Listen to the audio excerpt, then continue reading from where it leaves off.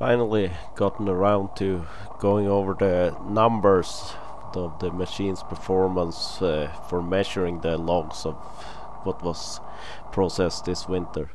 The video footage is almost a month old. It was recorded on the last day of April, where we made a big bonfire out of that pile of branches that I want to get rid of, and I would probably have, or I would have to pay to get rid of it, so I'd rather just burn it on site than pay to get rid of it when I want it gone.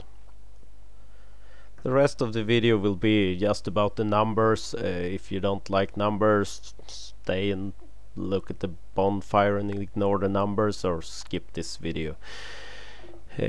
All of the measurements or the I have here, it's all about the spruce that was processed. I've skipped everything else because this is the bulk of it, and it was divided into three sections, the logging this winter. And the first one I have numbers on here. It's that kind of little road section. We're gonna make a little path through the forest. It wasn't that big, but I had done 0 changes from the previous winter. With the measurement, I just checked that length was okay and the diameter seemed good at the breaking point with the timber and pulp. This time around it was sold as a fixed price for timber by volume, not any deductions for second class or so. I got a little bolder later on, sanding uglier trees and a bit more rot in them, but there was a few rejects. And I still feel like it had a better measurement here, and it will always be wrong when you have really ugly trees that you have to lift over timber to the pulp. Here the second area that was separated, you can see the numbers. The machine has a lot more timber than the actual measured volume, but on the other side the pulp is more than the machine had measured, and that's because I find ugly stuff that the machine has already measured as timber, and I have to lift it over to pulp, mainly because of it being rotten. And a few of them my dad was able to catch when he loaded them and hauled them out and separated what I had missed. I also had a little higher number on the reject, but I also started sending a few more stuff. I think quite a few of slightly rotten stuff made it. And the last section was a little smaller, but same story here. Here I had separated out because one bundle of the pulp was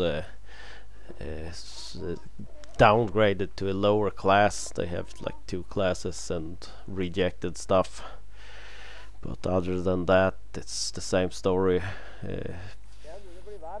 So I like the numbers a lot better this year than the previous year, so the machine has performed a lot better. But I also found ways to adjust the measurement and think I have that sorted out now. So that's good. And if I add together the machine total here, I've included the rejected volume and the low class. It's pretty close with the total if I add both pulp and timber. And if adding all the spruce volume together, it differs 22 cubic meters, and that's like 2% on 1,000, well, 1,200. That was the total spruce volume. So if I can keep it within this range of accuracy, I will be very happy.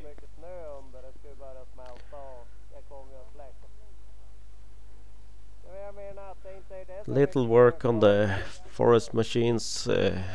More will come later this summer. Right now I have an excavator I'm working on and some motorcycles I want to get up and running, so I'm staying busy even if there will be little video content on this channel in the near future, but trust me, more will come. Hope everyone having a great summer. Well, start of summer. I hope there is more summer left. Soon we can complain of being too hot rather than it being too cold.